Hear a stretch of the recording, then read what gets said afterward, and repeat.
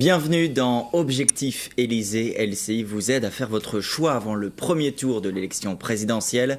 Notre invité aujourd'hui, François Asselineau, bonjour. Bonjour. Vous êtes le candidat de l'UPR, l'Union populaire républicaine. Vous vous présentez tout à la fois comme le candidat du Frexit, c'est-à-dire la sortie de la France de l'Union européenne, comme un candidat également placé au milieu du spectre politique, ni à gauche, ni à droite, ni au centre. On va revenir sur tout cela en détail. Mais d'abord, une question toute simple. Pourquoi avoir fait le choix de vous présenter à l'élection présidentielle? On rappelle que vous, c'est la première fois que vous réussissez à réunir 500 parrainages. Pourquoi ? Parce que, en fait, s'il y avait un autre candidat qui proposait ce que je propose, je ne me serais pas présenté. S'il y avait un autre parti politique qui proposait et qui faisait ce que je dis depuis 10 ans, je n'aurais pas créé mon parti. La priorité pour moi, c'est de récupérer la souveraineté nationale et l'indépendance nationale.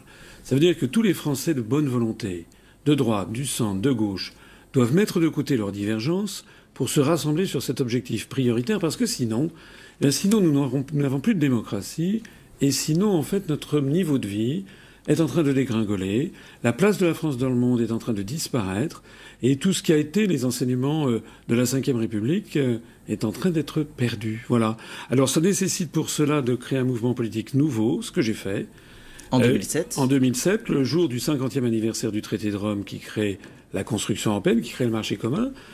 D'origine, j'ai été dans des cabinets ministériels dits de droite, de la droite parlementaire. J'étais dans des cabinets du gouvernement Balladur entre 93 et 95. Après ça, dans les gouvernements Juppé de 95 à 97. Mais j'ai rompu avec ce milieu. Vous n'êtes plus de droite aujourd'hui. Écoutez, moi je ne me cache pas de devenir de la droite parlementaire, c'est pas un problème pour moi.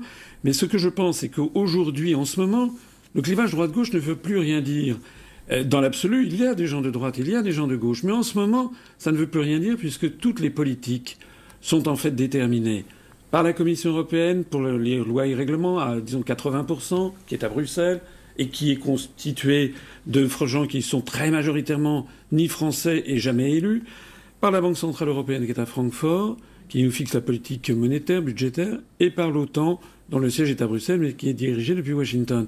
C'est pour ça que lorsque les Français votent à droite, lorsqu'ils votent à gauche, au bout du compte, ils ont la même politique qu'ils détestent. Et d'ailleurs, je me permets de dire ici qu'il faut que les Français fassent attention à l'élection qui arrive. Il ne faut pas qu'ils se laissent intimider par les sondages officiels, intimider par les prétendus grands candidats. Vous avez l'impression qu'il y a une tentative d'intimidation de l'électeur ? Intimidation, disons, de mise en condition. Les Américains, que j'aime bien, même si je les critique beaucoup, ils ont une expression là-dessus qui, en anglais, est la self-fulfilling prophecy, la prophétie autoréalisatrice. C'est-à-dire qu'à force de dire, eh bien voilà, ceux qui vont arriver en tête, ceux qui vont arriver en tête, ceux qui vont arriver en tête, ce sont ceux-là. Il y a des gens qui se disent, finalement, je vais plutôt voter pour cela parce que sinon je vais perdre ma voix. Moi, je vois beaucoup de ça. Des gens qui me disent, écoutez, c'est formidable, mais j'hésite à voter pour vous parce que d'après les sondages, vous allez faire un score très petit. Moi, je dis, attention, ne faites pas ça, vous devez voter par conviction. Ça me fait penser, vous savez, Tocqueville. Vous connaissez Tocqueville? Vous aimez bien les références, beaucoup de références. Oui, Tocqueville était allé aux États-Unis au milieu du 19e siècle. Il avait écrit un ouvrage resté célèbre de la démocratie en Amérique. Il avait dit, c'était un aristocrate, c'était une époque où commençait à apparaître le suffrage universel, mais c'était un suffrage censitaire. Il avait dit, en fait, je n'ai pas peur du suffrage universel parce que les gens voteront comme on le leur dira. Et moi, je dis aux gens qui m'écoutent ici, ne votez pas comme certains veulent vous le dire de le faire, votez en votre âme et conscience. Les sondages qui sont actuellement diffusés sont extrêmement sujets à caution.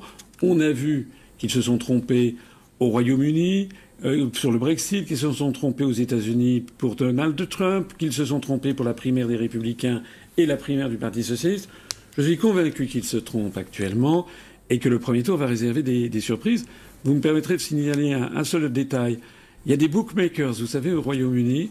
Je suis 5e chez les bookmakers sur 11. Pronostic de victoire ? Oui, et pour l'instant, parmi les bookmakers, je suis devant Benoît Hamon.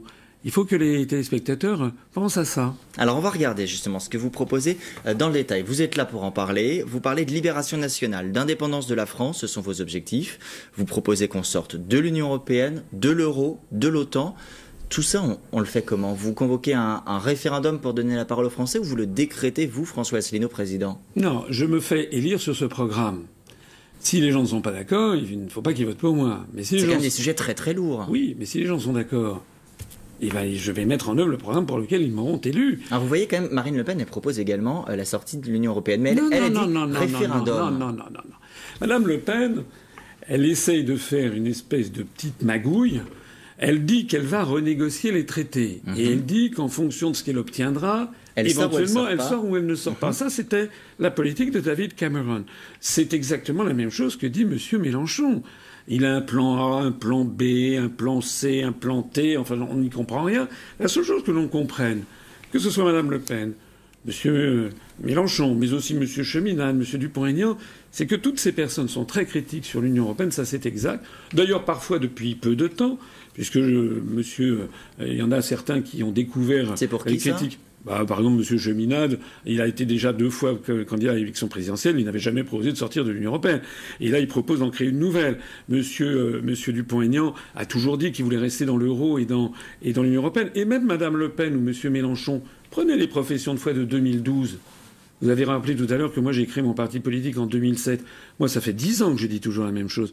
Mais Mme Le Pen ou M. Mélenchon en 2012, ils ne parlaient même pas de l'euro ni de l'Union européenne.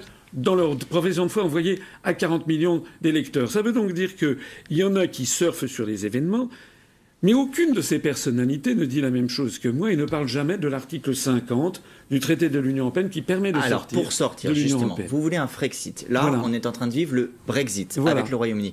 Mais on parle de 2 ans de négociation. Vous passerez par la même étape, 2 ans de négociation avant de sortir? Non, alors, soyons très précis.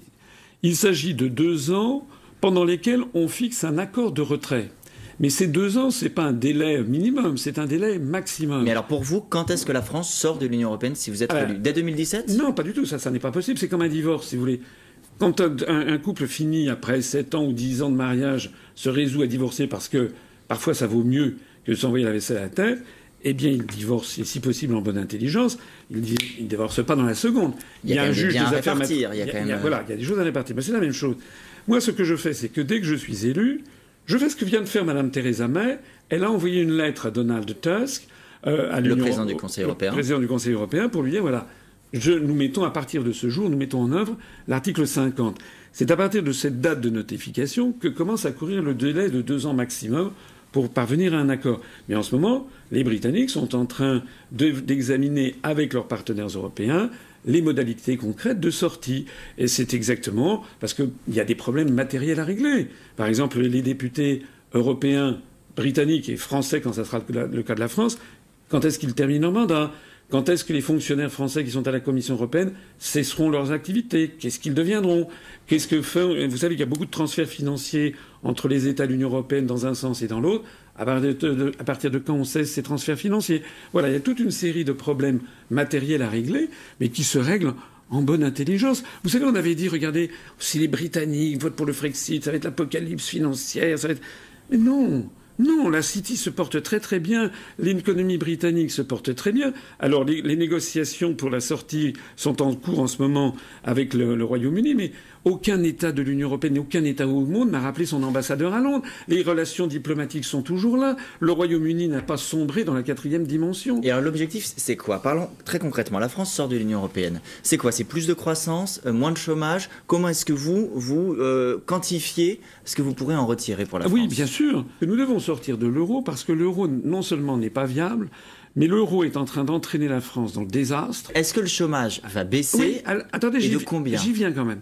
Et ça veut dire quelque chose de très important. D'une part, il y a un énorme déficit commercial des pays du Sud, donc de l'argent qui vient des pays du Sud. D'autre part, les grandes fortunes des pays du Sud ont compris que lorsque l'euro va exploser, il vaut mieux avoir placé son argent en Allemagne. Parce que si c'est dans une banque commerciale en Allemagne, ça deviendra des Deutsche Mark. Et tous les économistes, les banques, parce qu'il y a des banques qui ont travaillé sur le schéma de l'explosion de l'euro, le nouveau Deutsche Mark prendra sans doute 20% par rapport au dollar, alors que la lire italienne perdra peut-être 25%, la drachme grecque 40 ou 50%. Et surtout, tout le monde va y perdre des plumes. On a des risques de centaines de milliards d'euros de pertes collectives. Très concrètement, changer de monnaie, ça se fait en combien de temps? On ne va pas se réveiller un matin en ayant de nouveaux billets dans la poche. Alors, c'est beaucoup plus facile de sortir d'une monnaie plurinationale que d'y entrer, premièrement. Deuxièmement, beaucoup plus facile. Oui, beaucoup plus facile. Parce que pourquoi? Parce que, très concrètement, par exemple, les billets, ça a déjà été fait, je l'ai expliqué ce matin d'ailleurs chez un de vos confrères, lorsque, par exemple, l'Empire austro-hongrois a éclaté après 1918. Bon, il y a eu donc d'un seul coup des monnaies nationales, il y avait une couronne austro-hongroise. Eh bien, on a donné des coups de tampon sur les billets en fonction des pays. Donc on garderait les euros actuels, mais tamponnés avec une mention franc. C'est un pis-aller. Ça sera pour sortir très très vite en l'espace d'un week-end d'avoir des nouveaux billets. Un week-end. Le temps, ou 5 jours, le temps de fabriquer des nouveaux billets. Les nouveaux billets pourraient être fabriqués en 3 mois, 4 mois. Je vous signale au passage que la France est l'un des principaux pays fabricants des billets dans le monde grâce à une entreprise privée qui s'appelle Auberture ou grâce tout simplement à la Banque de France. Donc ça n'est pas un problème matériel. Le problème, c'est pas tellement les billets. On trouvera bien un moyen pour en quelques jours avoir les nouveaux billets, fussent-ils tamponnés à titre provisoire. Le problème, c'est plutôt un problème comment on règle les déficits ou les soldes vis-à-vis de la Banque centrale européenne. Alors ça, c'est des sujets assez techniques. Sans doute faudra-t-il régler à peu près 10 à 20 milliards d'euros vis-à-vis de la BCE. Alors, il y a un point de symbole également, vous me corrigez si je me trompe, vous voulez donc retirer le drapeau européen. Vous le remplacez par autre chose, d'autres drapeaux? Il n'y aura plus que le drapeau français? Non, alors non. Ça, c'est c'est une des choses qui est très importante. C'est symbolique, hein, mais les symboles parfois sont très importants. Et ça parle beaucoup aux téléspectateurs. Voilà. La plupart des candidats à l'élection présidentielle parlent devant le drapeau bleu-blanc-rouge et le drapeau bleu aux étoiles d'or, qui est en fait le drapeau de l'Union européenne, mais qui est en fait, vous le savez, le drapeau, c'est la Vierge de l'Apocalypse de Jean au chapitre 15. On pourrait en parler longuement, il y a toute une histoire là-dessus. Oui, on va rester sur 1954. C'est en fait le symbole de la souveraineté céleste, qui s'oppose à la souveraineté nationale. Vous avez une candidate au moins, Madame Le Pen, qui elle ne parle que devant le drapeau bleu-blanc-rouge. Moi, à chaque fois que je fais mes meetings, je parle devant 3 drapeaux. Le drapeau bleu-blanc-rouge, mais aussi le drapeau de l'Organisation des Nations Unies. Pour le 3e drapeau devant lequel je parle, puisqu'il y a le drapeau bleu-blanc-rouge, le drapeau de l'ONU et le drapeau de l'Organisation internationale de la francophonie, parce que moi j'ai une bonne nouvelle à annoncer aux Français, c'est que contrairement à ce qu'ils pensent, la langue française est en très fort développement au niveau planétaire. Et est-ce qu'elle accueille des réfugiés? Par exemple, la France, dans le cadre de l'Union européenne, s'est engagée à relocaliser une partie des réfugiés venus par exemple de Syrie, d'Irak, du Moyen-Orient. Est-ce que ce sont des engagements que vous maintenez? Alors, moi je suis quelqu'un d'humain. Moi j'ai une éthique, je suis quelqu'un de responsable. Les problèmes d'immigration, j'ai horreur que l'on parle de ces problèmes d'immigration, qu'on jette ça en pâture à l'opinion, avec des yakas faucons, parce que c'est un sujet que je connais assez bien, sur lequel j'ai plusieurs fois travaillé au cours de ma carrière. Et c'est un sujet qu'il faut traiter avec beaucoup de prudence, parce qu'on accueil de réfugiés a affaire des êtres humains. Quand il y a une urgence, on est obligé. D'ailleurs, ce ne sont pas des réfugiés, ce sont des réfugiés de guerre pour l'essentiel. Simplement, je ne suis pas non plus un bisounours. Donc, on voit bien que la société française, elle est déstabilisée par ce genre de choses et qu'il y a effectivement des problèmes qui se posent. Par les réfugiés. C'est une goutte d'eau supplémentaire. Il y a un problème général. Le Front National qui fait ses scores électoraux sur ces questions surfe là-dessus. Moi, je pense que les Français, fondamentalement, ne sont pas des gens racistes. C'est pas vrai. Simplement, ce qu'il faut, c'est effectivement qu'on ne donne pas, à un moment où il y a un très fort taux de chômage, qu'on ne donne pas l'impression en plus de voir Donc vous arriver fixez un quota, un plafond? Non, moi, la première chose que je fais, c'est déjà, je signale aux gens qui m'écoutent que ça ne sert à rien en ce moment de débattre de la question migratoire parce que tout a déjà été filé à Bruxelles. On va parler de vous, de votre positionnement politique, ni de gauche ni de droite, mais vous ne voulez pas non plus qu'on vous qualifie comme candidat du centre. Vous avez dit précédemment que vous étiez un peu au milieu, ça veut dire quoi? Au milieu du problème des Français. Le centre, pourquoi pas le centre? Parce que le centre, finalement, est un centre mou. On a vu les allées et venues de M. Bayrou, c'est n'importe quoi. Bon, d'ailleurs, M. Bayrou, j'ai l'impression qu'il a disparu de la circulation. Il soutient Emmanuel Macron. Voilà. Moi, parfois, on me compare à M. Macron, mais non, je suis l'antithèse de M. Macron. Pourquoi? Parce que M. Macron, lui, c'est le populisme. Alors, par excellence, en tout cas, la démagogie, c'est-à-dire que il va voir de chaque camp et il dit à chaque camp qu'il est d'accord. Est-ce que c'est pas simplement le rassemblement ou la synthèse? Non, parce que ça, c'est du mensonge. Lorsqu'il va voir les socialistes, il dit « j'ai toujours été socialiste », puis après il est reçu par Philippe de Villiers au Puy du Fou, et il dit devant les caméras « j'ai jamais été socialiste », ça veut dire que ce monsieur se paye la tête du monde. Vous l'avez ciblé au débat l'autre jour. Bah non, mais justement, parce qu'à un moment, il me dit « je suis d'accord avec lui », il est d'accord avec tout le monde. Effectivement, j'avais pas préparé. Mais c'est sorti comme ça parce que je suis quelqu'un d'assez direct et honnête. Voilà. Moi, la différence avec Macron, il y en a beaucoup d'autres. Vous savez, c'est un jeune inspecteur des finances. Moi, j'ai 20 ans d'expérience professionnelle supplémentaire par rapport à lui. Nous sommes du même corps. Donc il est en dessous de vous, c'est ce que vous voulez dire. Mais surtout, il n'a aucune expérience en matière internationale.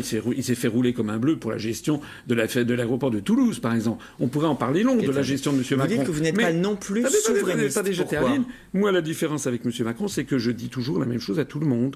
Nous avons donc les gens sur ces sujets sociétaux qui sont des sujets importants pour la vie des gens, ou pour une vision théologique ou anthropologique, s'agissant du mariage pour tous, ou bien l'énergie nucléaire, tout ça, ce sont des sujets évidemment très importants, mais ce sont quand même des sujets un peu moins importants que le fait que la France redevienne un pays indépendant et souverain, c'est-à-dire que les Français puissent décider eux-mêmes, quand ils votent à droite, ils ont une politique de droite, et quand ils votent à gauche, ils ont une politique de gauche. S'agissant d'ailleurs de l'énergie nucléaire, puisque je l'ai évoqué moi-même, ça fait partie, avec l'immigration et la dette, des 3 grands sujets sur lesquels on mettra tout sur la table. Parce que c'est pas normal que les Français, on leur ait jamais demandé le modèle énergétique qu'ils voulaient avoir. Et puis il y aura là aussi un référendum avec des questions. Ce sera des référendums. Oui, et on leur demandera qu'est-ce que vous voulez. Est-ce que vous voulez la fin du nucléaire? Très bien, mais il faut être adulte. Ce sera un référendum à choix multiples. Il y aura plusieurs questions et on votera oui, non selon la question. Pas 2500. Mais c'est ce qui se passe. Écoutez, c'est ce qui se passe en Californie. C'est ce qui se passe en Suisse avec les votations. Vous n'allez quand même pas me dire que les Français sont plus bêtes que les Suisses ou que les Californiens. Ils font ça, pourquoi nous on le ferait pas, nous? Alors vous voulez laisser un référendum d'initiative populaire. Voilà. Comment ça fonctionnerait et à quel sujet ça s'appliquerait? Alors, ça serait... D'abord, beaucoup de candidats maintenant le proposent. Oui. Moi, je propose qu'il y ait 500 000 personnes. Je trouve qu'il faut déjà les rassembler, les 500 000 personnes, qui devront aller signer pour demander qu'une question soit posée. Et surtout, sujet, par exemple, si la question c'est voulez-vous le rétablissement de la peine de mort, ce sera possible. Petit détail que vous n'avez pas vu dans mon programme, il faudra que comment dirais-je, que la question soit validée par le Conseil constitutionnel pour valider sa constitutionnalité. Donc dans ce cas, c'est-à-dire qu'on ne touchera pas, parce que la peine de mort, pour le coup, figure dans son interdiction à la Constitution. Voilà, exactement. Donc ça sera une question qui sera à ce moment-là, qui ne sera écartée par le Conseil constitutionnel. Mais évidemment, on peut aussi envisager de modifier la Constitution. Mais ça n'est pas mon objectif. Moi, je n'envisage pas du tout de rétablir la peine de mort. À titre personnel, j'y suis hostile. Le vote blanc, il sera reconnu au point qu'il puisse annuler une élection. Oui, c'est un système qui existe en Suisse et en Uruguay, et qui est un système qui permet, lorsque dans une élection, quelle qu'elle soit, le vote blanc arrive en tête de tous les candidats, avant donc les candidats personnes physiques, eh bien à ce moment-là, le scrutin est annulé. Il est reporté, il y a un délai de 2 ou 3 mois. Il est réorganisé 2 ou 3 mois après. Mais les candidats qui faisaient partie du scrutin annulé, qui donc ont été dépassés par le vote blanc, ont interdiction de se représenter. Tous donc. Voilà, ce qui donne un phénomène révocatoire. Ça donne radical. Oui, et donc les partis politiques doivent présenter d'autres candidats. Dans vos idées, vous dites qu'il n'y a pas d'idée ancienne, mais il y a la nationalisation d'un certain nombre d'entreprises, EDF, Engie, La Poste, la SNCF, TF1 également. On rappelle que LCI appartient au groupe TF1. Ça veut dire que demain, par exemple, je vous recevrai en tant que fonctionnaire? Alors d'abord, ne confondez pas un agent d'une entreprise publique. Qu'est-ce que vous voulez faire? Un agent d'une entreprise publique. Ce seront des entreprises publiques. Un agent d'une entreprise publique n'est pas un fonctionnaire. Je rappelle. Les agents d'EDF, par exemple, la SNCF, ne sont pas des fonctionnaires, premièrement. Deuxièmement, je veux revenir... Alors, je vais régler tout de suite votre affaire de LCI. Moi, j'envisage la renationalisation de TF1, pas de LCI.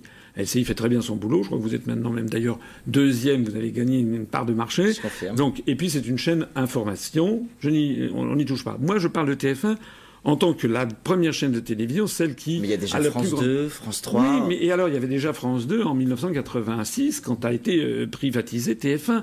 Dans les grands pays... Ça doit apporter un meilleur service au public. C'est quoi l'objectif? Pourquoi est-ce que vous voulez cette nationalisation? Au-delà de TF1, même si on parle par exemple d'EDF ou de La Poste. Parce que, d'abord, il y a des gens qui me disent ça va nous coûter combien? Je signale que ce sont ces entreprises qui sont encore très largement nationales, très largement nationalisées.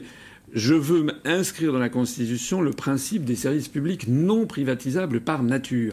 Je veux que La Poste, la SNCF, EDF, GDF, Orange, les sociétés d'autoroutes et les sociétés de concession d'eau restent dans le giron public. Pourquoi je veux ça? Parce que c'est notre génie national. Les Français veulent un État qui assure la justice et l'égalité sociale entre les Français. Nous ne sommes pas des anglo-saxons. Nous ne sommes pas comme les Américains. Je rappelle souvent, par exemple, je veux aussi inscrire le principe de la sécurité sociale. Je ne veux pas voir démembrer la sécurité sociale au profit d'assurances privées.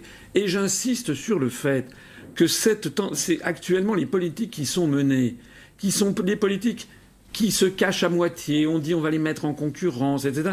Ce sont des politiques qui sont la politique du salami, vous savez, tranche par tranche. Progressivement, on est en train de mettre en concurrence, puis de transformer en société, puis de privatiser par petits morceaux, etc., les grandes sociétés de services publics à la française. Je rappelle que ça fait 757 ans en France qu'a été créé le premier établissement public hospitalier public. C'était sous Saint-Louis, c'était l'hôpital des 15-20. Depuis 757 ans, les Français, dans leur énorme majorité, veulent garder des services publics avec l'État qui assure la justice et l'égalité sociale. Moi, je ne veux pas de justice pour les riches et de justice pour les pauvres, de médecine pour les riches et de médecine pour les pauvres. On arrive à la fin de cette interview. François Asselineau, une question sur vous. Si vous êtes élu président de la République, est-ce que vous diminuerez, par exemple, le salaire du chef de l'État? Quel sera le mot d'ordre d'exemplarité? Très rapidement. Enfin, je ne sais pas ce qu'il est, en fait. Le salaire du chef de l'État, je ne l'ai jamais été. Moi, mais comptez une chose sur moi, c'est que je suis quelqu'un de... Vous savez, je suis un arrière-petit-fils de paysan, je suis quelqu'un d'économe. Je suis pas dans le show-off, je suis pas là quelqu'un qui aime bien en jeter plein la vue. Mon parti politique, le parti politique que j'ai créé, a 0 € d'endettement pris auprès des banques. Nous sommes le seul grand parti politique dans ce cas-là. Quand je vois, par exemple, que les Républicains sont en faillite avec 67 millions d'euros d'emprunts bancaires ou que M. Mélenchon a emprunté 8 millions d'euros aux banques, eh ben moi, je gérerai ça en bon père de famille. François Asselineau, candidat de l'UPR, l'Union populaire républicaine. Merci beaucoup d'avoir répondu à nos questions dans Objectif Élysée. Merci.